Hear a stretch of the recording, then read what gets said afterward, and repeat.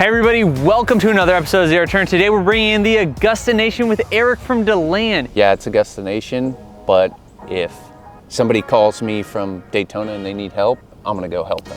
Here's some inside secrets about how Augusta runs their organization. So many people do it different ways, so it's like, hey, this is the Augusta way. I'm sure there's a lot to learn on this one. A little secret for all you landscapers out there. So check it out. You're not gonna wanna miss this episode of Zero Turn.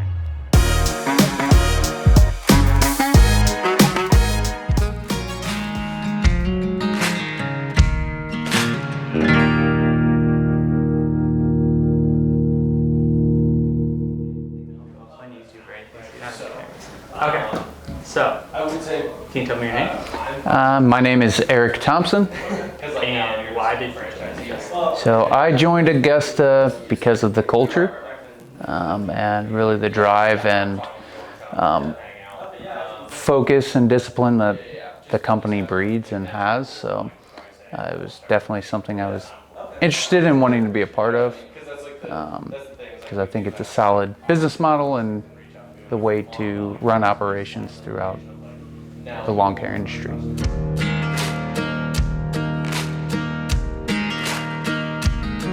I was originally in the military for 5 years. When I got out, I moved down here to Florida and went to college and got a bachelor's in public administration. And I worked for the state of Florida. I was a supervisor for a few years, and then I took a position here with the county, and I kind of just got tired of the daily grind in an office. And I wanted to have something that I could spend more time with my son on. Really just kind of looking around on YouTube, and then I came across Mike's videos and pretty much binge watched all those for a couple months, like a year, and then decided I was going to pull the trigger on becoming a franchisee. So yeah, that's what I did. I finished up grad school and started my franchise the same month. It was a whirlwind for sure. Definitely a lot going on, but made it happen, and so far it's so good. I mean, loving it, growing every day. So did you have any prior landscaping experience? So no, not really. I mean, other than your basic high school,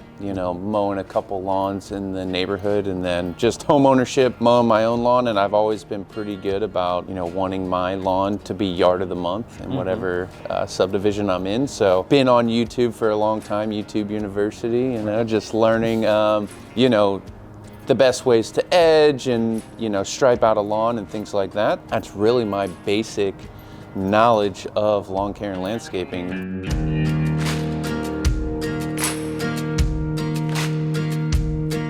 Talking about working 7 days a week. I mean, you left the 9 to 5 Yes. to work 7 days a week. Can you tell me a little bit about time management? You started this business to get some more time with your son. How do you manage running a business, especially when it's new and growing all the time? It takes a lot of work. How do you kind of manage that? Yes, so it has been a struggle, but I have found that in the mornings, I try to get up early, go to the gym, do something for myself, and then start my day work. And then normally my son and I both do jiu-jitsu. So shout out to Warrior Defense, Brazilian Jiu-Jitsu. But so we both do that. So typically at night, I'll cut my route wherever I'm at 4 or 5 o'clock. It's okay, I'm done. And most of the time I am. And then we'll go to jiu-jitsu. And then normally on days my son has off of school or weekends, he'll come out and run a route with me, run a blower, and awesome. Goes to work and puts in work. When I first started, I was picking him up from school every day, and then he would just ride around with me while I did estimates and jobs, and he would just, like I said, just run the blower or ride on the mower with me and just spend time together. Yeah, because I certainly did give up a pretty sweet schedule with the 9 to 5, Monday through Friday, no weekends, no holidays, but this is, I feel definitely more fulfilling, and I do get to spend at least time outdoors with my son, having a good time, having a blast, making jokes.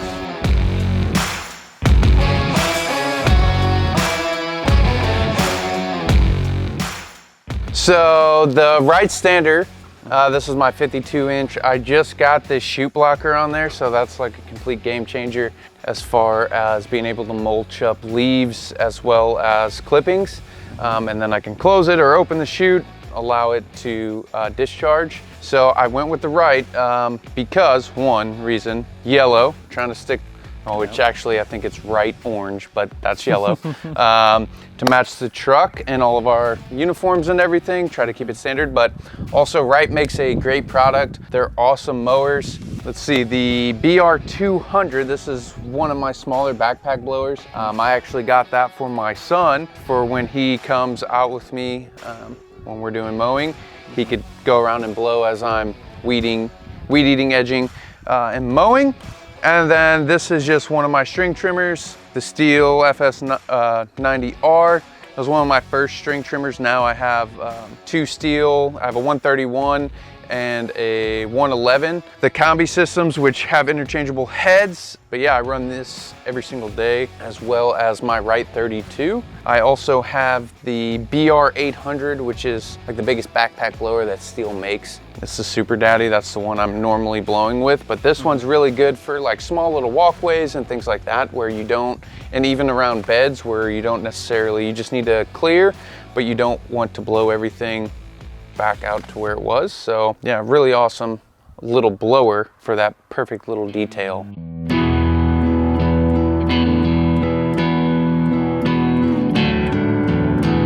All right, let's talk debris. So, All right. do you guys have to bag clippings here in Florida? We do not. Ah, So I do bag clippings from time to time when it's an overgrown property or like a cleanup. What I'll do is I will go in and knock it down and then run over it a few times with the mower to try to mulch it up as best as possible. And then I'll usually run it over with a bagger to bag everything up and make cleanup just a little bit easier. But for the most part, we just mulch into the lawn and then mow and go. And for property cleanups, do you guys have to haul that off to the dump then? So yes, so for property cleanups or any sort of debris cleanup, what we do is we take it to the dump, and the dump has two different sections typically, and there's a what's called a transfer station here locally, which is primarily where we go. Yard waste and then everything else, so construction debris and things like that are sectioned off in a different area. With the ramp rack has been super helpful, but definitely looking to get something dump capable here soon, before too long, because it's easy to get in a lot of times, but not so easy to get out once you get to the dump. So Oh yeah, I mean, because you're lifting that up and over the sides or hauling it out the back. yes, yeah, so getting it in is super easy. You just go right up the ramp and dump whatever you need, and then it gets all packed in there and everything's down, and then to get it out, it's got to go over the sides or out the back, and it can be a bear.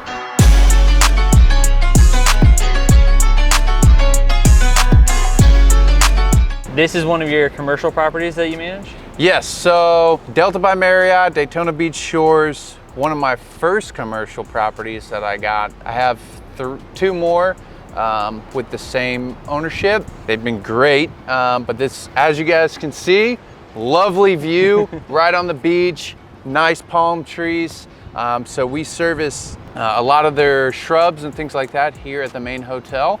And then they have an overflow parking lot with a little bit of mowing that we mow, edge, blow, and then some of their shrubs over there, and then the palm trees, we keep them trimmed up. So yeah, this is one of the lovely benefits of living here in the great Sunshine State.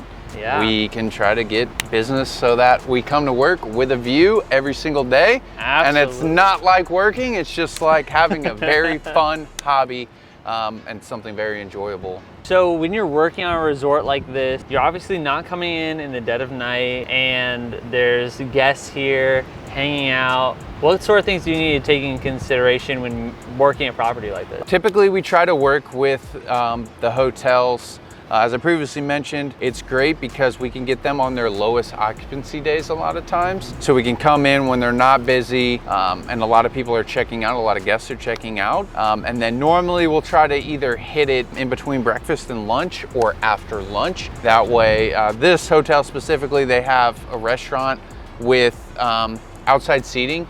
So we try to get in between those hours. That way we're not bothering any guests with any of our equipment or like the compost tea and things like that that we use to treat their shrubs and bushes. And then, yeah, that's really like our biggest goals with a lot of these. And fortunately, they're very close together as well. So we can kind of hit them bang, bang, bang and make it make it look really nice for them without disturbing the guests. We're very fortunate that the properties too don't require a lot of equipment to be used. So even if we're here early in the morning or something like that and guests are still sleeping in, we're not making a whole lot of noise. And then sometimes with resorts like these, especially with the palms and the pool area, they will ask that the palms be trimmed at night. So in those cases, like the arborists will come in and they'll typically use like a handsaw and a ladder, so no equipment, or like electric chainsaws and things like that to keep the noise down. And that way we're not disturbing guests and not bothering them or having to close off the pool area during high season or things like that, and causing, you know, issues with the hotel and for them to get bad reviews. So that's one reason I really like to work with these hotels on the beachside, because, you know, it's kind of a good symbiotic relationship. We're trying to show like our value and our efficiency and that we have this high standard, and so is the hotel. So it kind of meets, you know, our goals and mission statement kind of meet together, and it's like, hey, they want a nice place for their guests to come and enjoy their vacation or their stay, and we want to provide that for them. So it's easy to work with them and say, hey, like, this is what we need to do to provide a better experience for the guests. And we can do that by doing this, this, and this. And that's building that value add for exactly these sorts of clients. Exactly. And then for our brand too. Yeah. You know, hey, here's our portfolio, here are the properties that we service, and here's what they look like, and here's the work that we do. That's worked out very well for us here in DeLand so far. So we're gonna keep trying to get more business over on the beach, because certainly it's, like I said, it's a beautiful, especially coming in early in the morning with the sunrise, and we get to see like right over the beach, sunrise, and just lovely ocean.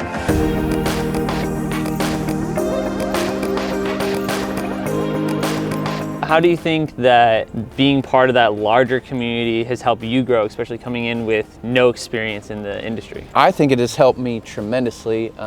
Joel from Paradise Arbor and Outdoors, who I share the lot with, used to work for a commercial landscaping company. So he has helped me a tremendous amount along the way too, just as far as like community and contacts and just different advice and ways to do things, especially Florida specific. But I mean, I've met some great people, like even at Landscape Summit. I met a couple that they own All Seasons Lawn and Landscaping over in Daytona Beach. They're just great people. And so we stay in contact. It's always just like this great thing to just be surrounded by good people that want to do good things for the community and just like make this industry so much better. So that's been the biggest thing for me, is like surrounding myself with just like good, positive people that want to do good, and then like make the industry better for everyone and just see everyone succeed. You know, like here at Augusta Nation, yeah, we're very proud of Augusta Nation, but we help the industry, or try to help the industry as much as we can. And that's one thing I've really taken in, and because I'm a very helpful person anyway, or at least try to be. So it's great to be a part of Augusta Nation, where it's like, yeah, it's Augusta Nation, but if somebody calls me from Daytona and they need help, I'm gonna go help them. You know, and same thing, they would come help me. And it's just that landscaper lawn care community, it can be very competitive and like cutthroat, where people are like, oh, yeah, I'll do that lawn for $20, you know, like just to try to get the business. But it's also, there's a lot of great people that would do anything. And you know, oh, hey, you need help in Ohio? Okay, well, I'm gonna come up and help, you know, kind of thing. So.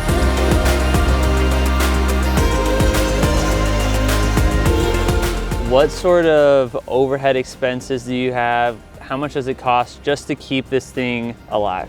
Certainly, I mean, budgets and things like that I'm familiar with, but it seems like with anything that's mechanical, there always seems to be an expense that you don't think of. For example, like this lot right here, I share with an arborist friend of mine, so him and I share the lot. I pay half the rent, so it's about $300 is my portion of it, and then I pay another $167 for the Connex, for the shipping container. So let's just call it $500, and then I'm usually running $1,200, $1,000 a month in fuel. So we're at what, $1,500 already, and we haven't even started. It's just hanging out. So, and then maintenance, I usually spend around $500 in maintenance, just on different things, like trimmers go down and they have to be fixed, or you know, blades need to be sharpened, things like that, and buying edger blades and things of that nature. So I'd say, yeah, probably about another 500. So I'm probably $2,000, definitely an overhead, just equipment and rent, and then one employee. Base pay is $16 an hour. So I mean, we're looking at that every single month too. So that's been pretty interesting too. Like that's one thing that's made me notice I really need to pay attention to like what's coming in, what's going out, things like that. Is like before it was like, okay, I just won't get paid this week or what, whatever it is. And now it's like, oh, well, I have to pay somebody this week. So I better make sure the money's in there, following up with people that are, outstanding invoices and things like that. Like, hey, we need to get that paid, or just getting with Command Center to make sure. Oh, yeah. And then Command Center expense, that's usually another 1,000. So talking 3,000 a month in overhead.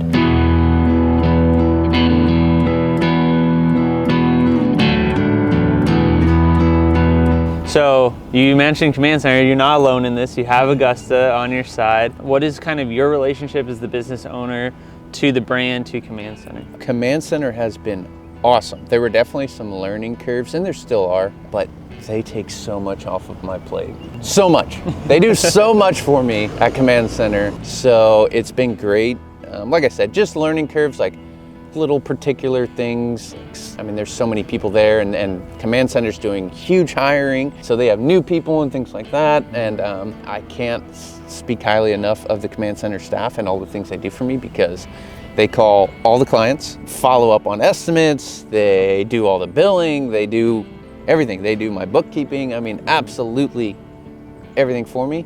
And very rarely do I have to like end up calling somebody and dealing with something. It's just like, hey, no, this is what it is. Okay, perfect. They deal with a lot of my difficult clients too, so a lot of my difficult customers. So I've been very, very thankful for that, but they've been awesome. I mean, it makes it so much easier on me to focus on the field aspect of it, that I don't necessarily have to worry about, oh, let me answer this phone call real quick while I'm trying to weed eat and mow and run a crew. So that aspect of it has been great. The support I've gotten from, just Mike and, all the other franchisees, Augusta, as a whole, as a brand, Augusta Nation. I mean, it truly is Augusta Nation and like one big giant family. Like everyone's super nice, super helpful, like just wants to help. Everyone just throws out their knowledge or information or equipment, for sale. It's like, hey, I'm getting rid of this. Who wants it? Oh, wow. So that's been pretty cool. And just different things too, like I mentioned earlier as well, like us in Florida, like we deal with just kind of unique things to Florida. We're typically mowing year round and things like that, mainly 42 weeks out of the year, we're mowing.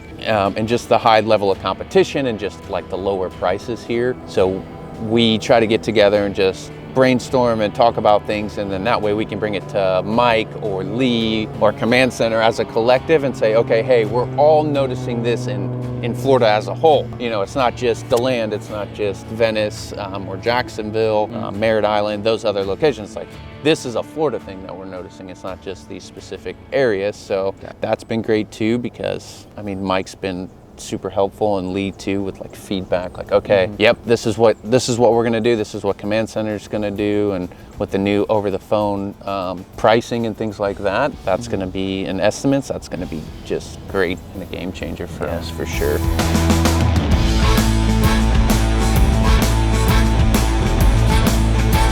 What is kind of those profit margins that you're trying to see when you're out on a job? So typically what I'm looking to hit a target of about 20% profit. So, and then obviously with the budgeted hours model, we want to beat those budgeted hours so that our employees can maintain P4P and above base pay. So when we're pricing things out, I look at it like, okay, how long would this take me if I was brand new, just starting out? And it's like, okay, well, it may take half an hour, let's say. So then from there, I'd say, okay, half an hour, we'll price it out at the half hour point or whatever it may be. And most of the time our employees are hitting P4P, so they're getting those performance dollars and they're able to beat budgeted hours on most jobs. Every once in a while, there's always something that happens. Maybe there's a really soft area and it's really muddy and we have to take our time, or we can't mow at all, so we have to like weed eat like a whole section of the yard because it's too soft. Those types of things happen. I try to factor that in, which again is why I kind of look at it when I'm pricing things. We do look at and consider square footage. Smaller yards, we have a minimum set price here in DeLand for our business. So smaller yards are getting our minimum price, which is still a really good deal for the most part. And our employees are able to provide that great service, great detail, and then still meet or exceed budgeted hours so that they can get those performance dollars. How are you finding these new customers? What is your marketing strategy? So marketing for me in this area, the best marketing I've had so far as success with marketing goes is Google. So that has been like my go-to a lot. I've put a lot of marketing dollars and things like that into online marketing, and sort of I will test things out, and if I don't see like an improvement within a month, then I'm like, okay, I'm going a different direction. Because I've noticed, like especially in this market, there's so much competition. If somebody already has something bogged down, like a social media site or something like that, and I can't break through, I go, okay, look, I spent $50 this month on Nextdoor ads. They didn't work for me. I got no clients or whatever it is. Then I'm like, all right, let's focus somewhere else. How can I get more clients? So latest strategy, again with Google, which has been great with Google Local Services and kind of integrating all of my social media accounts and everything in there to boost the website. I've now also, a little secret for all you landscapers out there, Waze. So every time they drive past my location, an ad pops up for my location. Wow. So when they get close to where I'm at, boom, it pops up, and at least they're seeing it. They may not be clicking on it, they may not be calling, but the response I've been getting, because where my location is, it's close to a very busy road. So people are driving by all day, and once they get in that vicinity, boom, the ad pops up and they're seeing it. And then they're seeing the truck out on the road, and then they're seeing the crews out working with our uniforms and everything like that. So I'm just really trying to get constantly, when people think lawn care and landscaping in DeLand, they're thinking Augusta. Oh, Augusta, you know, I mean, and they may drive past my location 3, 4, 5 times a day, and every single time they're seeing, boom, Augusta, Augusta, Augusta. And then to reach our clientele, my biggest thing is, as I previously stated, education. I want to educate the customers when they call in, when I go to an estimate, when I'm at their house, even after they've accepted, hey, this is what I'm doing, this is why I'm doing it. So I try to expand their knowledge for that aspect, and also then it cuts down, it makes it more efficient, and it cuts down on the questions that they ask after I leave or anything like that. And they're not calling saying, hey, I need the crew to come back out, I don't know why they didn't cut my grass this time, why they only edged, why'd they do that? So I found that with education, there's less questions and less waste, and they're not coming out asking me when I'm on the property and stopping me and talking to me for an hour, and you know, really I'm trying to get to 5 other jobs that day. And then I sponsor a local baseball team, youth baseball team. So that's been another little trick. I'm big on community and want to give back to the community. So I'll be on their jerseys and their shirts and things like that. And then they also have it's a traveling baseball team, so they have a huge banner. And I'm on the banner, and then they hang that up every time they travel. So people will see Augusta, Augusta, Augusta. And then also they give their sponsors at my level trophies every time they win a tournament. Oh, nice. Yeah, so they give away their trophies. So again, that'll help me too, because then that's something tangible I can have, and then post like, hey, this team won, like take a picture with the team, here's the trophy, like. That's fantastic. Just boosting our presence in the community, and that we're doing good things in the community, and we're not just another company out there fly by night, mow, edge, blow. On our way, we want to make our community better, and we want to support the other businesses, lawn care, landscaping, and just youth teams, anything we can do to make our community better and improve it, even if it's our competition.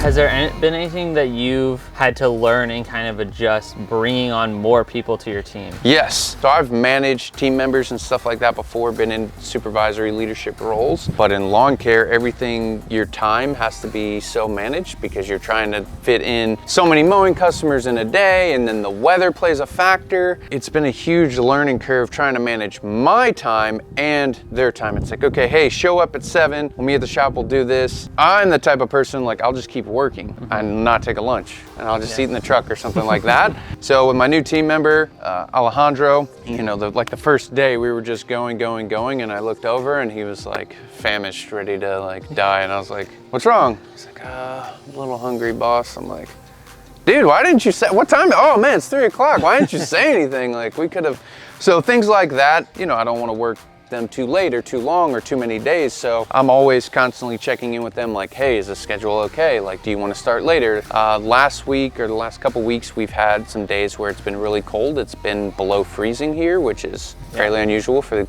Sunshine State. We're in Florida in hoodies and a long sleeve. Yeah, exactly. So, but it got down to the 20s, so it's like, hey, I'm thinking about a late start. I think we should start at 9. You okay with that? Oh yeah, absolutely. Hey, we may have to work Saturday and Sunday, but we're gonna take like Tuesday, Wednesday off. Okay, hey, perfect. You know, so those are the considerations that I look at when trying to manage not only my time, because as the owner operator, obviously I'm being pulled in like a million different directions. So a lot of times I have to slow down and go, okay, hey, are you good? Like, what's the time? Like, are you okay? You know, do we need to cut it short? You know, are you overworked for this week? Like, you want to take a day off? Things like that, just to make sure that I'm not burning out the team or myself.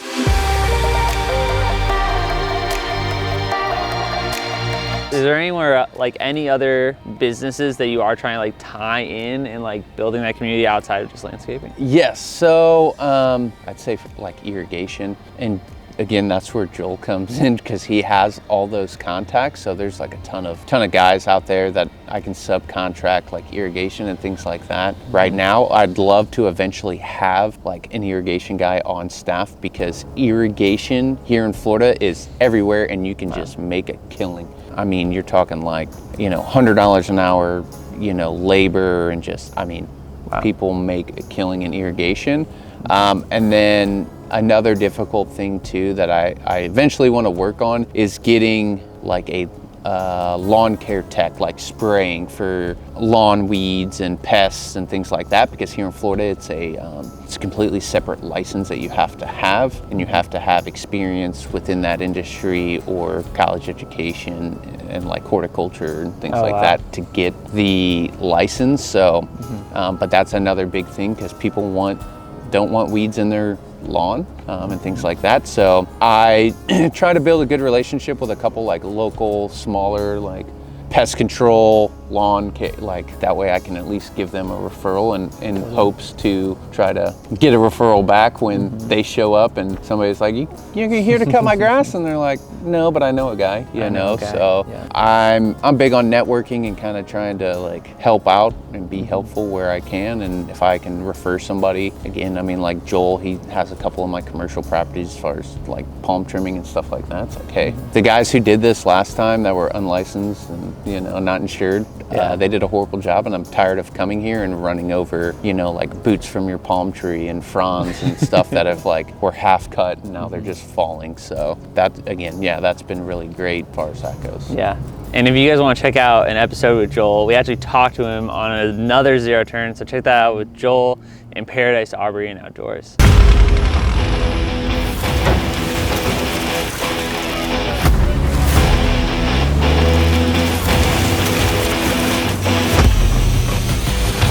So building that relationship, obviously you guys are sharing a lot. So is there any shenanigans you guys get into here in your roommate bunking situation? So there are lots of shenanigans. There's always jokes and things like that, practical jokes that we're playing. Probably my most favorites is we have a large piece of concrete that has kind of been here for a while. Joel has been at this lot for a while, and it's just been a random piece of concrete that he's used for different things over the years. So he needed a block one day for a tire, so I offered up the piece of concrete. And when I came back, the concrete was put in front of my Connex, blocking where I could get in.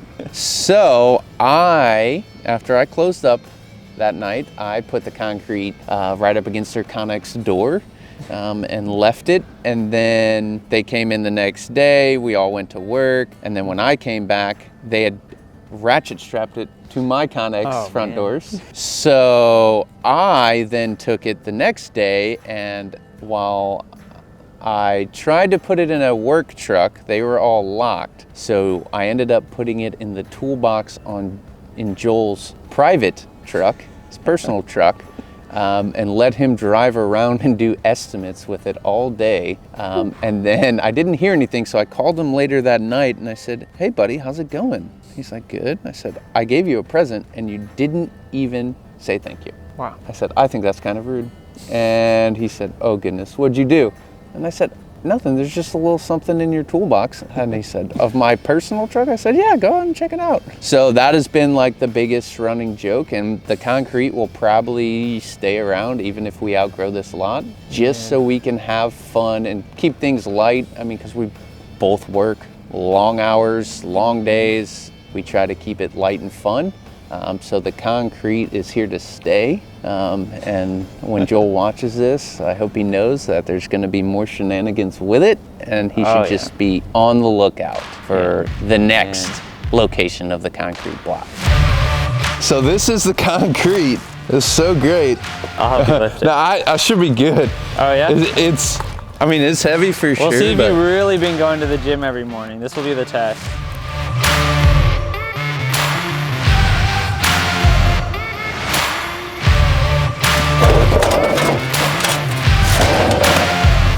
see if they can lift that.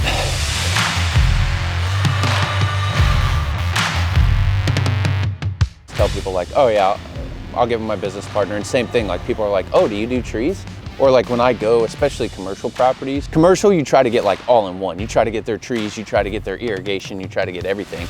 So I just go, oh yeah, my business partner, or hey, I'll have the tree division manager come out and take a look or whatever it is. Mm-hmm. So we try to help each other out business-wise too. And like even employees, like if I'm slow or I'm rained out or something and they're gonna work, I'll let him take my employees and pay them. You know, and same thing, like he took Christmas off, so I had Mac with me for a week during Christmas, and we just went around and did landscaping stuff. And I tried to like get some tree removals and tree stuff just because one, it was gonna be added money for me, which would help pay for him. And it would give him some tree stuff. I mean, nothing big, tiny little trees. I'm like, yeah, cut down this oak. He's like, it's not an oak, you idiot. And I'm like, it's either a palm or it's an oak. Like, that's it. That's all I got in my brain, man. So that's been great. Like, and again, like we're super supportive of each other. We always try to help each other out. And it's like, oh, hey, like if I need to borrow the dump truck or whatever, you know, Joel's like, yeah, you can borrow my just dump trailer, whatever, dump truck, like you need a chainsaw, whatever it is. So we try to do that just to help each other out. And again, just be good people. And do you have any goals for your new franchise? As of right now, my goal is to grow and at a steady pace in order to allow for further opportunities for future employees and things of that nature. All right.